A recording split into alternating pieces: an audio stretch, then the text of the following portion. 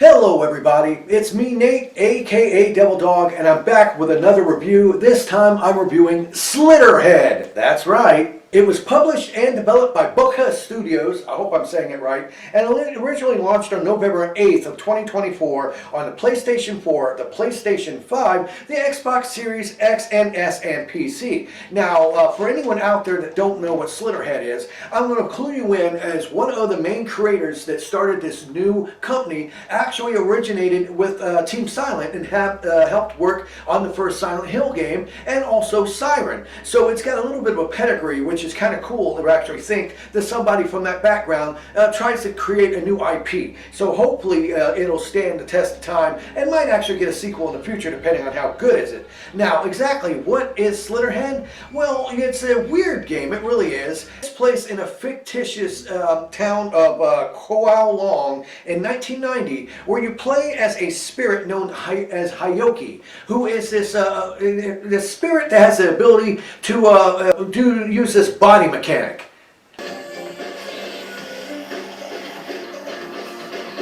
No, not that kind of body mechanic. It's got a body possession mechanic where you can actually jump around and possess other bodies, which is kind of cool. And it's a nice little thing to add some, special flavor to this game. Now, the main premise of this, as you are this spirit hyoki, is to possess people to be able to get to different areas, like behind fences, to be able to get on top of rooftops, because all the different people and even some animals you can actually possess and control to actually try to find these Slitterheads, which are basically these demon monsters that are in the form of a human until once you find them, until they show their true grotesque form and turn into like one of these monsters from the movie The Thing.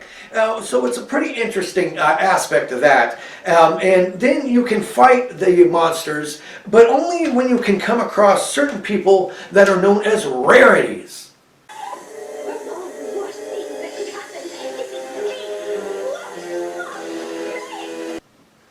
Once again, no, not that rarity. These are people that are injured and bleeding, and you can actually use their own blood to make different weapons like swords and Freddy Krueger blades and machine guns, and guns to actually whittle away your health. And as you fight these enemies, basically, you lose health and you can just jump into a new body. It's rather interesting, and I think it's a really, really good game, even though it's honestly made with a shoestring budget with a Hang on, man. There's so many times that you're on here saying good things about these games, and it's gotta stop. Who the hell are you? Who am I? Dude, I'm the devil to your dog. I'm the yin to your yang. You always talk good things about these games. Well, I'm here to actually talk some bad things about this game. This game sucks. Okay. So you want to do a pros versus cons on this game? Yeah, we can do a pro versus con. It's not going to be hard for me to find anything bad on this game. Let's see here. I got a little list here. I got a couple pros for you right from the start. It has that unique body swap mechanic. Yeah. The body swap mechanic. You know what? It was great for the first couple hundred times, but after a while, you just jump to people. It gets boring. There's no originality, no originality with it. It's just so boring. Okay. What about the visual art style? Visual art style. Dude, this looks and plays just like a PlayStation 3 game, man. And this is running on Unreal? Unreal what? Engine 1? Please. Good point. All right, I'll give you that. But what about the enemy character designs? They're cool looking, right? Oh, the enemy design. Oh, yeah, the enemy design. Oh, yeah, check out these enemies here. First of all, we got the dildo dogs. Oh, gotta love them dildo dogs, even though they're awfully flaccid. And, of course, don't forget about the Bananarama bastards. Oh, yeah, they're just dancing and prancing around. And don't get me started on the spider bippidas. Ooh, wee, wow, lean. 3 different character designs. Oh, but there's variants. They've got variants of the spider bippidas. Ooh, that's a good amount of variety, ain't it?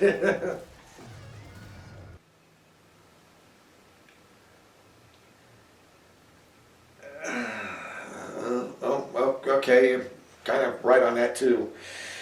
Okay. What about the fact that it's from one of the creators of Silent Hill and the story of it? How about that? It's got an original cool story, right? Oh yeah, good story. I love my stories being told with no voice acting. There's very little voice acting in this, and what there is, it's very bad. Most of the time you just see like static cutscenes where it's people going, yeah, that's a great way to tell a story. Okay, what about the body horror? Everybody loves good. Ooh, don't get me wrong, man. I love good body horror, but this doesn't have it. This is not chunky enough. There's not enough gore. And you know, no offense, how come everything has to be so sexualized and look like giant penises and everything? Do people really want to be attacked and have their brain sucked out with some giant skeleton monster with a penis mouth? Come on, man. What about the blood mechanics? Blood mechanics, come on, man. That's the lamest thing in this game. It looked cool at first until you realize there's only like 3 or 4 different variants from these, rarities that you find. Like one with the Freddy Krueger claws, which is kind of cool because then you can do certain like sort of combos with it. And then you got the one where you can like make a big blood sword. Or my personal favorite is the one that somehow you turn into like a gun and you can shoot your own blood out. Yeah, that's really original. Yeah, good idea on paper. Okay. How about the gritty art style? Gritty art style, my ass, dude. It just looks like crap. It plays like crap. It's got a terrible ass Groundhog Day mechanic in it that you didn't even talk about. And the fact of the matter is, even though it only takes place over 3 days and stuff, it's repetitive. It sucks. Who wants to keep going down the same hallways talking with people that look slightly different just to find an item that's progressed this terrible story, to find a Slitterhead and kill him? This game absolutely sucks. You have to admit it. It's bad. All right. You made your point. You can just go now, okay? I can take over the rest of this. All right? Fine, I'll leave. I'll be honest, okay? But get your review right, son. Thank you. Bye. Peace out, y'all. Oh, I hate to say it, but I have to think myself kind of made a good set of points there. Honestly, you try to give the fact that credit is due for the fact that this is an original IP from a new game studio that actually has some pretty good backing with it of the creator who actually helped with Siren and Silent Hill and all those other games. But the fact of the matter is, I think that this game, due to its limited budget and its small development team, is what hindered it the most. It had a neat idea. But I do have to agree with my darker half that the fact of the matter is the mission structure is very repetitive, and honestly, even though it does have a rather unique style game mechanic of it being split into 3 different days where you can do 6 missions a day, and it has like this weird Groundhog Day time loop that takes you back to where you can basically find different people and different rarities to help you fight these Slitterheads and kill them. While that's a neat mechanic, the game design itself, the game world design, and the clunkiness, especially the fighting mechanics and everything else, and to me, it has a great idea, but it just comes off as being a very mediocre game. Honestly, my personal opinion is I'd like to say throw some love for this development team since they're new, but look at Callisto Protocol. That's another good example right there. Just because it looked great and it had a neat idea, it wasn't really the best game, but I do believe Callisto Protocol deserves a sequel, and I do honestly think, even though this game I don't think is that good, I do think Slitterhead has some good opportunities in the future of possibly coming out with a sequel, hopefully in the future. They can button up these issues, fix the mechanics, add a better game world, and more. But in the end, I would have to say I can't really recommend Slitterhead. I found it to be a mundane, boring game, and even though I give them credit where credit is due, I just can't sit here and say it's a good game. It's got some good ideas, but it just doesn't seem to work out in the end.